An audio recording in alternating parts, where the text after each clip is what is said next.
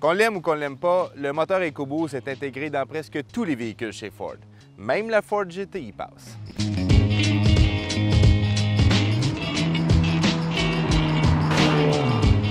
Après la disparition de la Focus RS, son moteur EcoBoost de 2,3 litres cherche preneur. Et il le trouve dans la Mustang High Performance. Avec 18 chevaux de moins. Effectivement.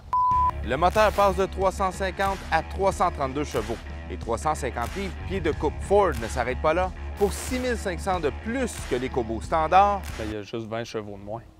oui, l'édition High Performance mise sur une meilleure tenue de route et un son plus relevé. Pour qu'est-ce qu'un 4 cylindres turbo peut donner? Des freins plus gros, à 4 pistons, un radiateur plus gros et quelques éléments esthétiques pas banals qui rappellent le modèle GT. Il y a même un emblème spécialement conçu pour le modèle qui fait un peu cheap. Bref, une belle compétition Mustang GT V8 5 litres. Un des seuls avantages probables pour le High Performance est probablement le poids. Ben, même pas 200 livres de moins. La Mustang a une déclinaison de modèle assez garnie qui passe de 28 000 à près de 140 000 Quand même 112 000 de différence.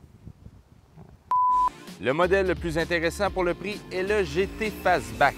Elle commence à 37 000 et vous avez le droit au fameux V8 5 litres. Drôlement plus intéressante que les versions EcoBoost, peu importe le package choisi. Une Mustang, c'est V8. Point. Il y a le retour de la Mach-1 pour 2021. Après 17 ans d'absence, elle reprend le 5 litres avec 20 chevaux de plus. Tout ça pour un total de 480. OK, arrête, donne-moi ça. Donne-moi là. Là, t'as la maudite puis là. Je venais juste de l'acheter. Elle peut emprunter la transmission de la Shelby GT350 à 6 rapports ou une transmission automatique à 10 rapports. Les amortisseurs électromagnétiques sont revus ainsi que d'autres éléments pour aider le plaisir sur la piste. Mais elle sera à tirage limité. Ça veut dire à tirage limité. Elle est limitée. Et en quantité limitée. OK. À tirage limité, ça se dit. OK. La Shelby GT350 fait grimper la facture à plus de 78 000 $. C'est là qu'on commence à retrouver le moteur V8 de 5,2 litres avec 526 chevaux. Elle peut atteindre une vitesse de pointe de 290 km/h et les immenses freins Brembo à 6 pistons à l'avant sont là pour vous ralentir rapidement quand vous voyez la police. Plus vite que les autres Mustangs, j'espère. 500 $. Pour finir, la Shelby GT500, qui n'a pas de boîte manuelle. Ouais, mais Nick, à 760 chevaux, là, je pense qu'ils veulent que tu gardes les deux mains sur le volant. À 98 000 $ comme prix de départ, elle trône au sommet de la pyramide. Elle emprunte la boîte automatique de la Ford GT avec une petite roulette pour la sélection des vitesses. Ah, c'est le bout de la merde, ça. Ouais, c'est sûr que les puristes seront pas contents, là.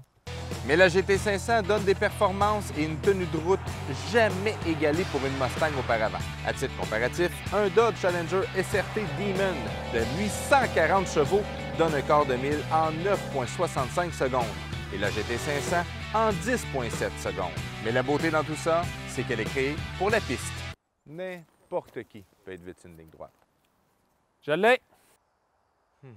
Pour ce qui est de la Mach-E, non, ce n'est pas une Mustang. Mais Ford voulait un coup de marketing pour populariser son nouveau SUV électrique rapidement, en nuisant au passage au nom Mustang. Un petit shortcut. Ils se sont pas creusés la tête. Une version hybride est attendue pour la Mustang. L'utilitaire. Non, la voiture.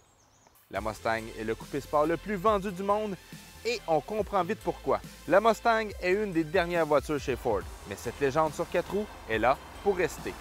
Entre un Ford GT à 500 000 V6 ou un Shelby V8 à 100 000, tu prends quoi? Shelby. Big time. Ah ouais.